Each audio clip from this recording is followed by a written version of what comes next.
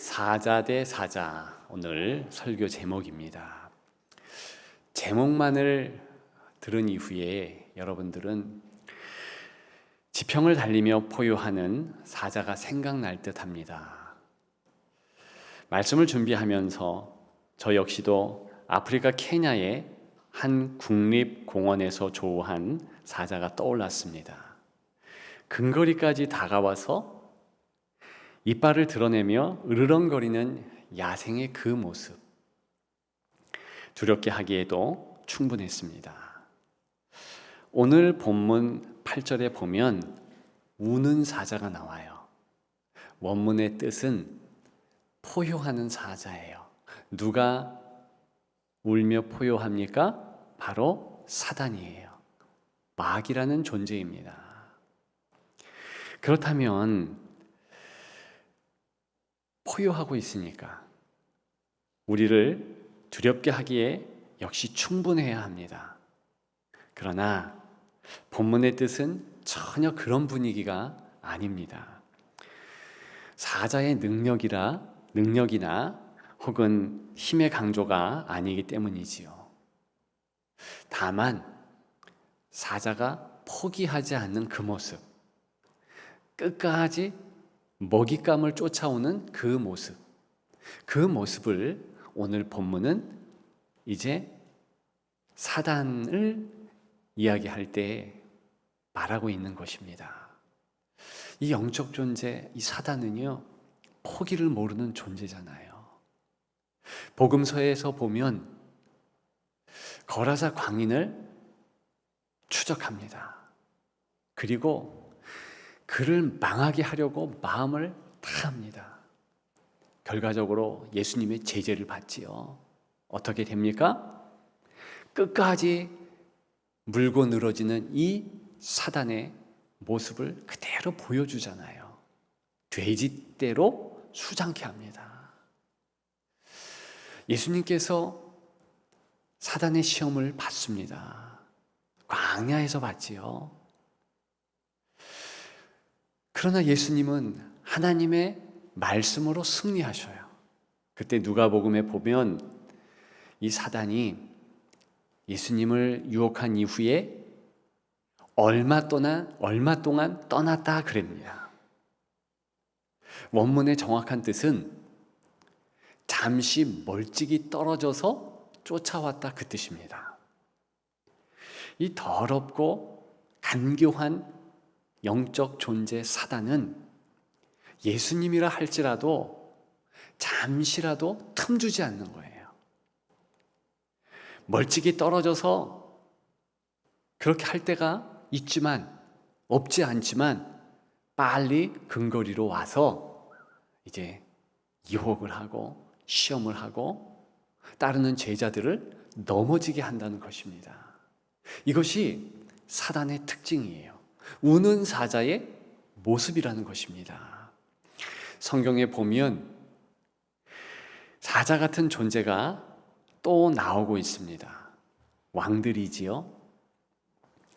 권자에 앉은 왕들 사자로 비교됩니다. 잠언서 같은 곳에 그렇게 비교가 되지요.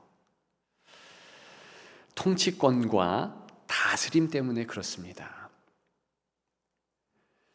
백수의 왕이므로 어느 정도 이제 있는 곳에서 꼼짝 못하게 하는 그러한 사자의 모습을 그대로 왕에게 빗대어서 이야기하는 것이지요. 또 유다 지파의 왕들은 특별히 자신들이 사자다 이렇게 주장했습니다. 유다 지파의 왕 대표적으로 다윗이지요. 솔로몬이지요. 그리고 그 이후의 왕들은 자신들이 사자다 그렇게 스스로를 생각했습니다. 따라서 솔로몬 같은 왕은요, 이제 사자의 모습으로 자기의 권좌를 치장했습니다. 그리고 다른 이들의 우러름을 받고자 했습니다. 왜냐? 창세기 49장 6절과 7절에 보면 유다는 사자 새끼다 그랬어요. 또 통치자의 지팡이가 그 발 사이에서 떠나지 아니한다 그랬어요. 이런 이유로 다윗, 솔로몬 다 유다 지파잖아요. 그리고 많은 유다의 왕들 유다 지파이기 때문에 그렇게 스스로를 생각했습니다. 자부심을 가졌지요. 그러나 비단 유다 지파의 왕들 혹은 이스라엘의 왕들뿐만이 아니었습니다. 많은 성경에 나오는 왕들이 자신들이 사자의 용맹함이 있다, 사자의 통치권이 있다 이러면서 사자로 불려지기를 소원했고, 또 성경은 실제로 왕들을 사자로 그렸습니다. 예컨대 다니엘서 7장 4절 같은 데 보면 바벨론이라는 그 큰 나라를 사자로 표현합니다. 그런데 다니엘이라는 나라뿐만이 아니에요. 그 나라를 통치하는 왕들조차도 사자다 그렇게 말하고 있는 것입니다. 그럼에도 불구하고 성경은 단 한 분의 용맹함 또 통치함, 추격할 수 없는 너무나 탁월하고 유일무이의 사자 같은 모습을 가지고 계신 분이 계신다. 그분이 예수 그리스도시다 하면서 예수님을 유다 지파의 사자로 지칭합니다. 계시록 5장 5절이지요. 거기 보니까 예수님을 그리는데 유다 지파의 사자다. 곧 다윗의 뿌리가 이겼다. 이렇게 말하고 있는 것입니다. 근데 성경에서 말하는 유다 지파의 사자, 즉 예수님은 좀 특별한 모양을 취하고 있습니다. 사자의 모습과 더불어서 어린 양의 모습을 같이 가지고 계시는 거예요. 사자지만, 용맹하지만, 통치권을 가지고 계시지만 사랑하는 백성, 사랑하는 성도, 사랑하는 자녀를 위하여서 그 목숨을 초계와 같이 버릴 수 있는 그러한 존재, 어린 양의 희생의 마음을 가지고 있는 존재, 그런 존재로 부각되는 것이지요. 우리가 잘 아는 나니아 연대기라는 책을 보면 그 책의 저자 C.S. 루이스는 예수 그리스도의 그러한 모습을 사자 아슬란이라는 그런 극 중에 사자의 모습을 통해서 잘 그립니다. 비단 어린이만을 위한 동화가 아니지요. 어른들을 위한 동화요, 성경의 내용을 잘 조명한 그러한 동화지요. 근데 거기 보니까 인간 아이들을 위하여서 아슬란이라는 예수 그리스도를 나타내는 사자가 죽습니다. 물론 부활하지요. 바로 그 모습이 어린 양으로서 십자가에 물과 피를 흘리고 돌아가신 예수 그리스도를 나타내는 거지요. 어떤 통치자가, 어떤 권자에 앉은 왕이 그토록 희생할 수 있겠습니까? 오직 예수 그리스도만 그렇다. 이것이 성경의 증언이요, 우리 구주 예수 그리스도를 잘 나타나는 모습입니다. 자, 그렇다면 오늘 본론으로 돌아와서 사자 대 사자, 지금 대결 구도잖아요. 싸움의 구도잖아요. 어떤 대상과 어떤 대상이 싸우고 있는 것인가? 우리는 쉽게 유다 지파의 왕 예수 그리스도와 우는 사자 사단, 이 싸우는 구조 아니냐 생각할 수 있습니다. 틀렸습니다. 아니에요. 요한계시록 2장과 3장에 의거하면 이미 사탄은 게임 끝이에요. 예수 그리스도께 처절히 패배했습니다. 왜냐? 십자가에 달릴 때 그의 죽음의 권세와 모든 통치권을, 효력을 다 잃어버린 거예요. 예수님이 승리하신 것입니다. 그렇다면 우리와 사단의 싸움인가? 그것도 일리는 있겠습니다만 오늘 본문이 강조하고 있는 싸움의 두 대결 구도 아니에요. 물론 오늘 본문 말씀은 9절에 보게 되면 그를 대적하라 그랬습니다. 이 싸움의 용어잖아요. 그는 누구예요? 마귀입니다. 누가 대적합니까? 우리예요. 그런데 오늘 본문의 이 대적이라는 말은 혈투를 의미하는 것이 아니에요. 그냥 넌지시 바라보고 넌지시 눈빛을 주면서 예수 그리스도로 물러가라. 이 정도 대적하면 도망간다는 의미입니다. 그래서 오늘 본문과 유사한 야고보서 4장 7절에 보면 마귀를 대적하라. 그러면 결과적으로 어떻게 돼요? 너희를 피하리라. 당연히 피할 수밖에 없는 악한 존재예요. 도망가는 존재예요. 그렇다면 오늘 본문 사자 대 사자라고 했는데 과연 어떤 존재와 어떤 존재 간의 싸움일까? 그것은요, 유다 지파의 사자 되신 예수 그리스도와 우리와의 싸움입니다. 오늘 본문 보게 되면 8절에 하반절에 우는 사자같이 두루 다니며 삼킬 자를 찾는다. 이 사탄의 모습이, 이 마귀의 모습이 그려지고 있습니다. 삼킬 자를 찾는다, 유혹자를 찾는다, 그런 뜻이에요. 지금 온 땅을 두루 다니면서 포기하지 않는 더러운 영 마귀가 다니는 거예요. 그러면서 유혹할 대상을 찾고 있는 거예요. 그것이 삼킬 자를 찾는다는 오늘 본문의 모습입니다. 그런데 유혹하는 그러한 이 마귀에게 걸리면 어떻게 될까?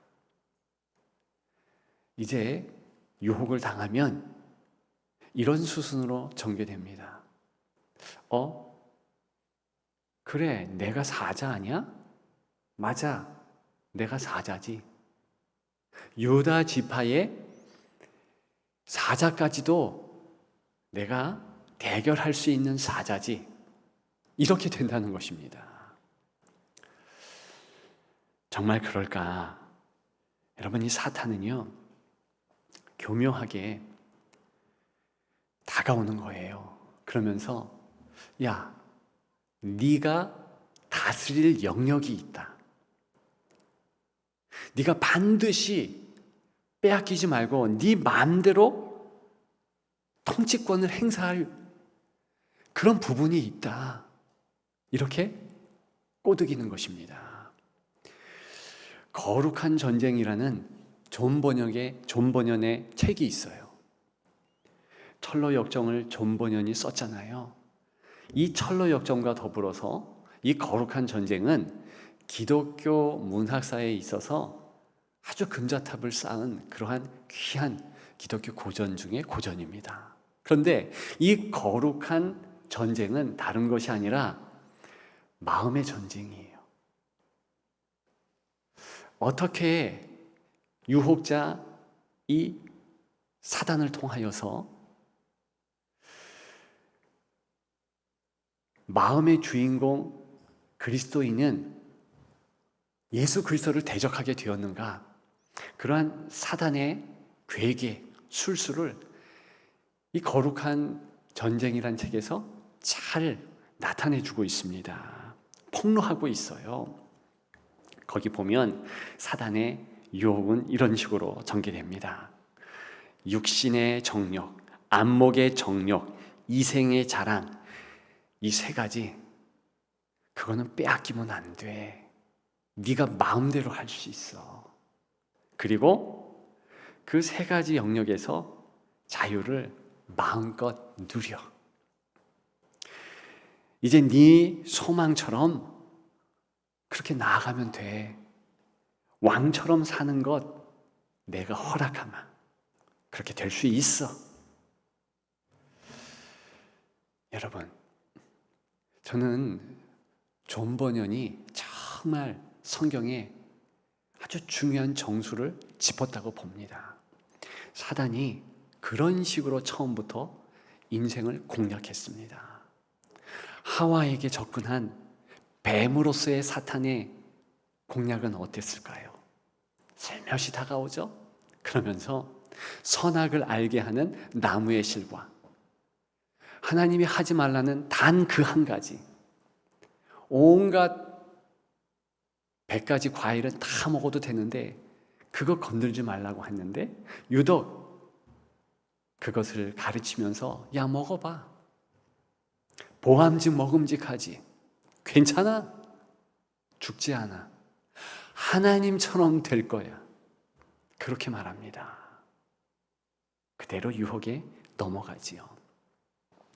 똑같은 모습으로 포기하지 않는 우는 사자, 이 사탄, 더러운 영 마귀가 어떤 식으로 인생에게 유혹하는가? 이 세 가지 영역, 너 괜찮아. 그거 붙잡아. 네가 다스릴 수 있어. 마음대로 할 수 있어.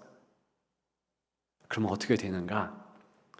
이 인생이요, 스스로 착각하기를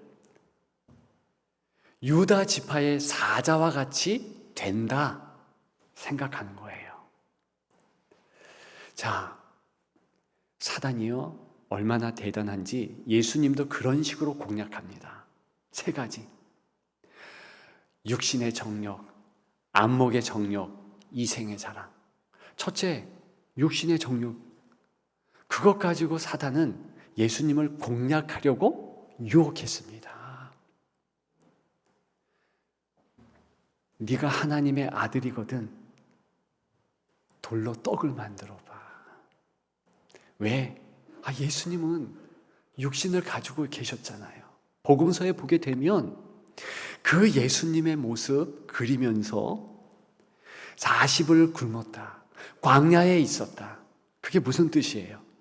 이 육신의 피곤함과 배고픔을 부각시키는 것입니다. 그런 상황이 예수님의 상황이었다. 그것을 마귀는 잘 알고 있는 거예요. 그래서 부추깁니다. 배고프지? 만들어서 먹어봐. 예수님이 그런 능력이 있겠습니까? 없겠습니까? 당연히 있으시잖아요. 그러나 예수님은 거부하죠. 우리는 별것 아닌 것 같은 그 시험에서 우리의 약점을 발견하지 않을 수가 없어요. 사단이 우리에게 공격할 때, 유혹할 때, 공략할 때 꼭 그 약점을 건드립니다. 너 성과를 내야지. 성공해야지. 뭔가 보여줘야지. 이렇게. 토마스 머튼이라는 우리의 신앙의 선배는요, 이런 말을 했습니다. 성도요, 제발 성공만은 피하라. 우리는 성공하고 싶잖아요. 하나님 앞에서 성공은 무엇일까요? 우리가 하나님 앞에서 뭔가 자부심이 생기는 거예요. 보여줄 만한 것, 가지고 나올 만한 그런 거리가 되는 것이지요. 하나님, 제가 이런 물질 하나님 앞에 가져왔습니다. 그런 거. 하나님, 제가 그래도 지휘자로, 반주자로, 교사, 선교사로 열심히 섬겼지 않습니까? 이런 헌신의 모습 봐주세요. 이런 거예요. 그런데 그런 모습 그냥 하나님 앞에 내 모습 이대로 이러면 좋은데 내가 좀 성공했다, 내가 좀 업적을 이루었다, 그러면 사람은요 어깨가 올라갑니다. 그러면서 자기의 존재 가치를 이룬 업적으로 이제 내놓고 싶어 합니다. 보셔요. 하나님 인정해 주세요. 이런 마음 아니겠어요? 그러면서 너무나 아쉬운 것은 유다 지파의 사자보다 더 큰 권세를 자기가 가진 마냥, 자기가 행한 일인 마냥 그런 식으로 나아간다는 것이죠. 우리의 약점이에요. 두 번째, 안목의 정욕. 예수님은 사단의 그 안목의 정욕에 대한 유혹을 받으셨어요. 시험을 받으셨어요. 천하 만국이 보이는 높은 산으로 올라갑니다. 그리고 보여주는 거예요. 천하 만국, 그리고 그 영광 얼마나 멋들어지는지요. 절해라, 내가 다 주겠다. 사단이 속삭입니다. 주님이 눈 하나 깜빡 안 하시대요. 주님은 그러신데 우리는 그렇지 않아요. 제가 어릴 적에 가정환경조사 꼭 학년이 올라갈 때마다, 새 학기가 될 때마다 했습니다. TV 있는 사람 손들어. 그 TV 없으면 또 없고 있으면 또 없었습니까? 근데 꼭 그거 손들래요. 냉장고가 있는 사람 손들어. 자기 집 가진 사람 손들어. 전세 사는 사람 손들어. 심지어는 아버지 어머니가 고등학교 졸업했냐, 대학 졸업했냐, 이 졸업장까지도 다 조사하는 거예요. 그래서 눈이 그때마다 이렇게 돌아가잖아요. 꼭 선생님은 눈 감으라고 하는데 눈을 뜹니다. 그리고서 어떤 친구가 냉장고가 있는지, TV 있는지, 그러면 부러운 거예요. 야, 대단하다. 야, 자기네 집은 잘 사나 보다. 야, 쟤네 집이 자가용이 있대. 이러면서 얼마나 부러운지. 우리는요, 보여지는 거, 그게 대단하게 여겨지면 갖고자 합니다. 견물생심. 왜 갖고자 하겠어요? 그것 가지고 내 존재 가치가 높아간다고 생각하는 거예요. 하다못해 좋은 시계라도, 하다못해 명품 백이라도 차고 있으면 뭔가 우월해지는 것 같아요. 그래서 우리는 그토록 자기 집을 갖고 싶고, 우리는 그토록 좋은 차를 타고 싶고, 우리는 그토록 좋은 학교 나오고 싶고, 그런 것인지 모르겠어요. 보여지는 것을 취하고 싶어 해요. 그리고 그것 가지고 나의 존재감을 표출합니다. 그게 우리 약점이에요. 세 번째로는 이생의 자랑, 남들의 평가죠. 우리의 명예죠. 사단이 그것 가지고 예수님을 공격합니다. 거룩한 성으로 예수님을 이끌잖아요. 그리고 거룩한 성전의 꼭대기에 오르게 합니다. 그 거룩한 성, 또 거룩한 성전은 예루살렘 성과 예루살렘 성전을 의미해요. 예루살렘 성전은요, 항상 순례객에게 붐비는 그런 모습을 보였습니다. 3만에서 5만 명까지. 6월절 같은 명절에는 더 많은 순례객이 옵니다. 그러니까 사단은 지금 예루살렘 성과 성전만을 보여주는 것이 아니라 그 빼곡한 순례객까지 보여주는 거예요. 뛰어내려라. 그러면 천사가 너의 발을 받쳐줄 것이다. 지금 무슨 이야기예요? 다 보고 있잖아요. 이야, 대단하다. 저분이 누구이기에 천사가 발을 받쳐주는가? 한 번에 끝나는 거 아니겠어요? 예수님의 영광이 드러나고 예수님에게 박수하고 많은 이들이 예수를 믿을 거 아니에요. 그러면 된 거 아닙니까? 예수님께서 굳이 십자가에 달리셔서 돌아가실 이유가 어디에 있어요? 그렇게 남들이 찬양하고 박수하면서 따르면, 그러면 너희들 나를 따르라. 나는 하나님의 아들이다. 이렇게 얘기하면 다 마음이 넘어갈 거 아니겠어요? 그런데 예수님이 거절합니다. 문제는 우리예요. 우리가 그런 식으로 사단이 속삭인다 생각해 보십시오. 쓰러지고 넘어지고 자빠집니다. 백전백패할 수밖에 없다. 제가 말씀을 준비하면서 저 스스로를 저울질 해봤습니다. 이 세 가지에 어떤 부분이 제일 취약할까? 다 약하지만 가장 취약한 것은 무엇일까? 단연 명예심이더라고요. 단연 남들의 칭찬, 남들의 박수 받는 거, 그런 것이 없고 비난이 있다 그러면 무너지겠더라고요. 왜? 목회자가 그렇더라고요. 교회 일을 하는 것을 무슨 일확천금 혹은 물질을 많이 벌기 위해서 교회 일을 하는가? 전혀 아니에요. 또 안목의 정령, 뭔가 교회 일을 하는데 내가 갖고 싶은 소유, 그것 때문에 하는가? 그렇지 않잖아요. 성공하기 위해서 하는가? 이 땅의 성공은 별 의미가 없는 것 같아요.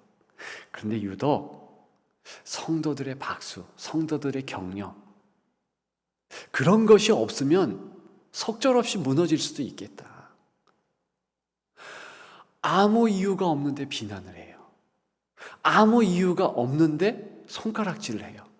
만약에 그렇다면 교역자는 힘들 것입니다.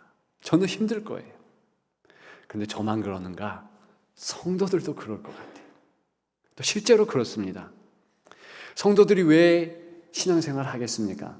물론 하나님께서 착하고 충성된 종아, 이런 인정을 받기 위함이죠.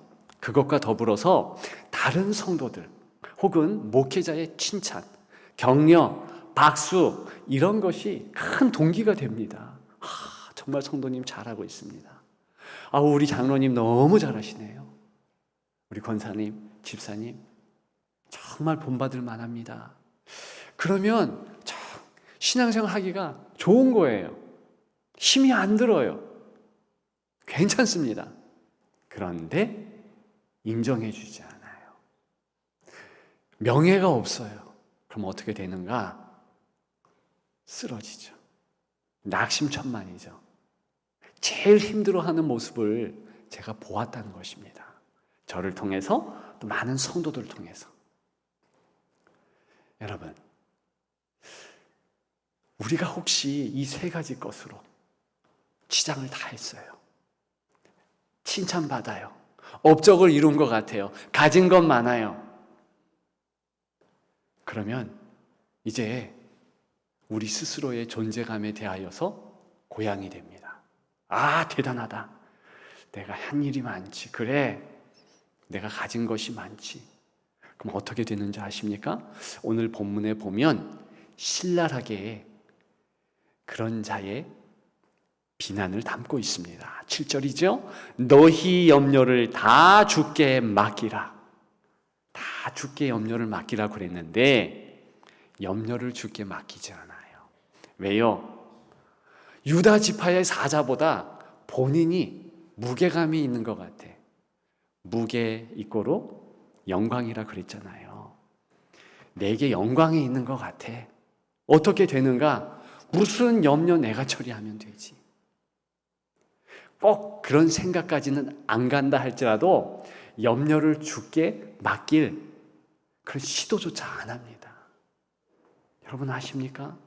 예수님은요, 계속해서 모든 염려를 내게 가져오라. 수고하고 무거운 짐진 자들아 그랬어요. 가져와라 하는데 안 가져와. 왜요? 내가 할 것 같아. 그러나 여러분, 우리가 솔직해지십시다. 도대체 여러분들이 할 수 있는 게 무엇일까요? 자녀를 책임질 수 있다고요?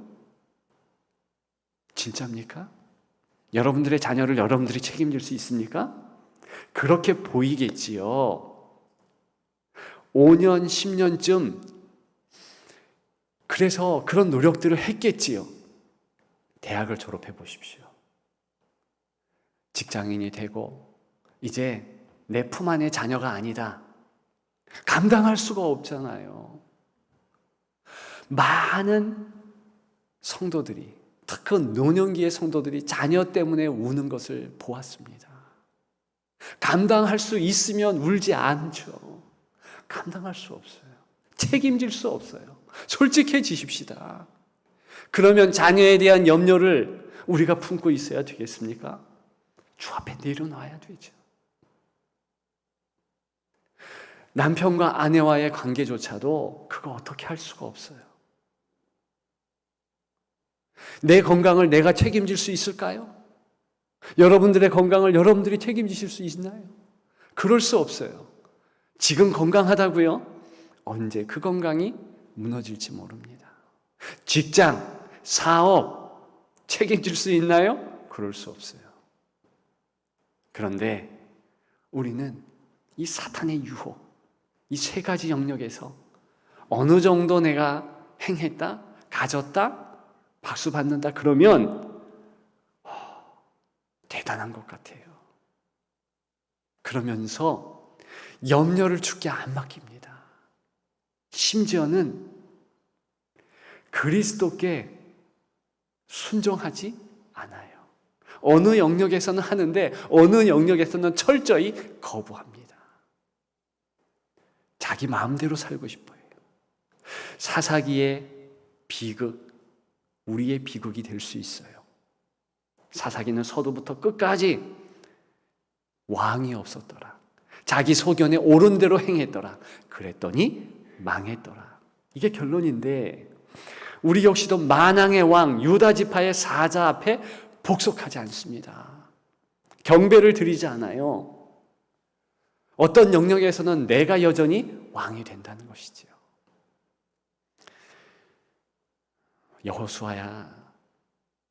여호수아서에 보면 여호수아가 가나안 땅에 이스라엘 백성들과 첫 발을 내딛니다. 그러면서 전혀 상상하지 못했던, 생각하지 못했던 한 적군을 맞닥뜨리게 됩니다. 가나안 족속이 아니에요. 전혀 생각하지 못했던 적, 그게 누군가? 여호수아 5장에 보게 되면 여호와의 군대의 장관이라 그랬어요. 예수님의 다른 표현입니다. 예수님께서 적으로 오는 거예요. 그 상황을 이해하십니까? 여호수아가 지금 가나안 거민들과 싸우기 위해서 첫 발을 가나안 땅에 디디고 이제 길갈에서 여리고 성으로 올라가고 있는 와중에 군대 장관 예수 그리스도께서 쫓아오는 거예요. 그 모습을 보면서 여호수아는 이런 질문을 던집니다. 당신이 누구냐? 당신이 우리를 위함이냐? 적군을 위함이냐? 그랬더니 너희를 위함이 아니다 그래요. 물론 적군을 위한 것도 아니겠지만 노골적으로 그 말을 하고 와서 너희의 신을 벗으라 그래요. 고대 사회에서 신을 벗는다는 것은 항복하라는 의미예요. 그것은 싸움에서 너 나와 겨루면 반드시 지니까 너 싸우기 전에 무릎 꿇어. 이런 뜻이에요. 그게 지금 무슨 상황을 이야기하는가? 하나님은, 우리 주 예수 그리스도는 사실 우리를 복속시키기를 원한다는 것입니다. 너 항복해. 그리고 실제로 여호수아서의 가나안 정복기는요, 사실 마음을 하나님께서 정복하는 가장 큰 상징을 담고 있는 것입니다. 그것이 바로 존 버년이 기록한 거룩한 전쟁의 핵심 내용이에요. 우리 마음 안의 싸움이에요. 그런데 그 싸움은요, 가장 먼저 그리스도께 항복하는 것부터 시작하는 거예요. 모든 영역에서 내가 주님을 바라봅니다. 만왕의 왕이신 예수 그리스도를 내 마음의 보좌에 앉으실 수 있도록 내 보좌를 내어드립니다. 그렇게 하는 것이지요. 이제 말씀을 마치려고 합니다. 동물학자들에 의하면 이 동물 가운데서 인간의 눈을 제일 많이 닮은 것은 사자라 합니다. 인간은 시야가 꽤 넓습니다. 우리의 시야처럼 이렇게 넓게 보는 동물이 없어요. 사자가 그렇다는 거예요. 왜냐? 초원에서 어려서부터 길러졌기 때문에. 초식 동물은요, 시야가 좁답니다. 왜? 풀만 보니까. 또 같은 백수의 왕이라고 하는 맹수, 호랑이 역시 맹수지만 시야가 좁답니다. 밀림에서 사니까. 오직 사자만 시야가 넓기 때문에 인간의 눈을 닮았다, 그렇게 말합니다. 왜 성경에는 그리스도를 사자로 비유하는 것일까요? 우리는 먼저 잘 알 수 있습니다. 그 완전한 능력, 죽음까지도 복종시키고 모든 권세를 다 가진 만왕의 왕이기 때문이다. 그 이유와 더불어서 시야 때문일 수 있습니다. 예수님의 시야, 모든 하늘의 광경을 다 담는 하늘의 왕입니다. 이 땅을 다 또 담을 수 있는 시야를 가집니다. 모든 땅과 하늘을 한꺼번에 보시는 거예요. 그것이 하늘 보좌 우편에 앉아 계신 예수 그리스도다. 그렇게 성경은 말하고 있는 것이죠. 그리고 더 중요한 것은 그분의 시야에는 그분이 사랑하는 성도 한 사람 한 사람을 담고 있습니다. 보고 있는 것이지요.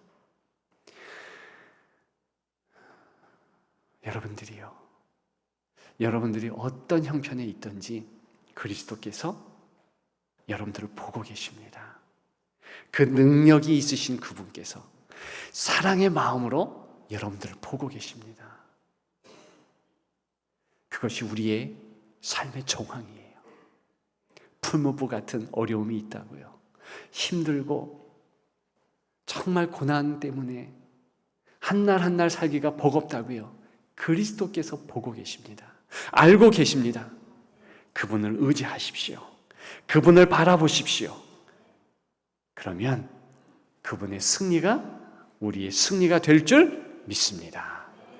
그렇게 넉넉히 이기는 여러분들 되시기를 주님의 이름으로 축복합니다. 축복합니다.